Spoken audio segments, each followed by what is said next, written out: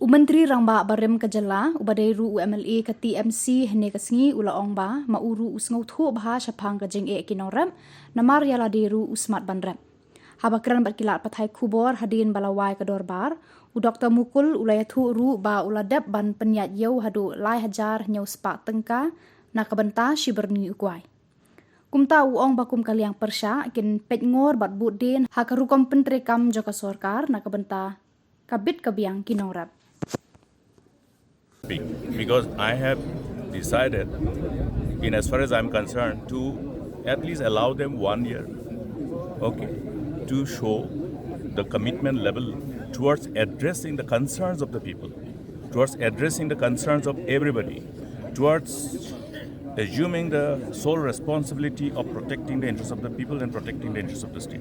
So we are watching every decision of the government, we are scrutinizing, and based on that, we will take on the government.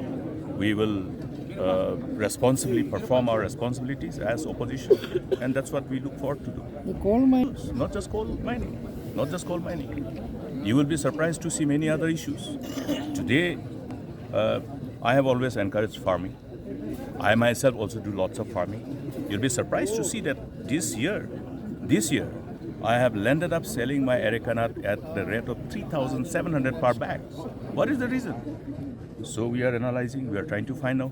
You have all the inputs, you are aware. So what exactly is happening?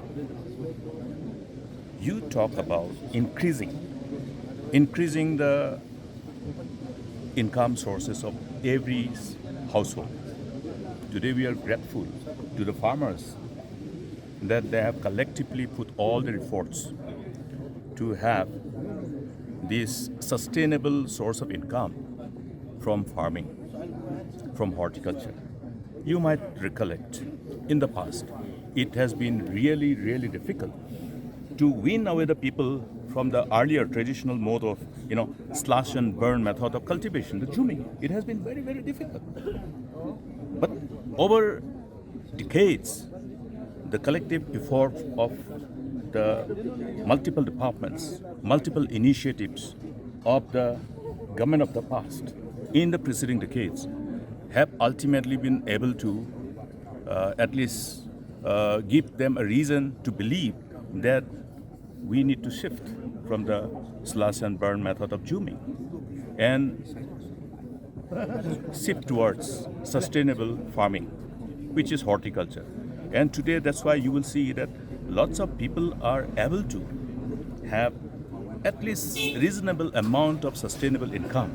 It is a responsibility of all the policymakers, everybody, to ensure that you go on putting that kind of effort with utmost sense of sincerity and commitment to increase their earning.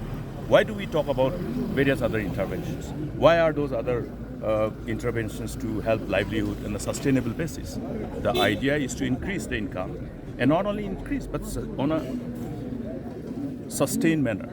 It should have its graph, increasing graph. You go to the farmers, ask them what is happening. This time even the price of the broomstick is half the price of the preceding year's market. So therefore, many multiple challenges do confront the farmers. And these are issues. Today I will tell you one thing.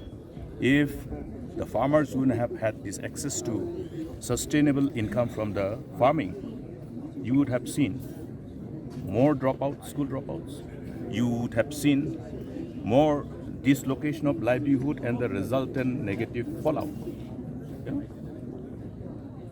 Today it is therefore important to see that anything that harm the farming community or anything that derail the sustainable sources of income of the farmers must be, taken head on by everybody.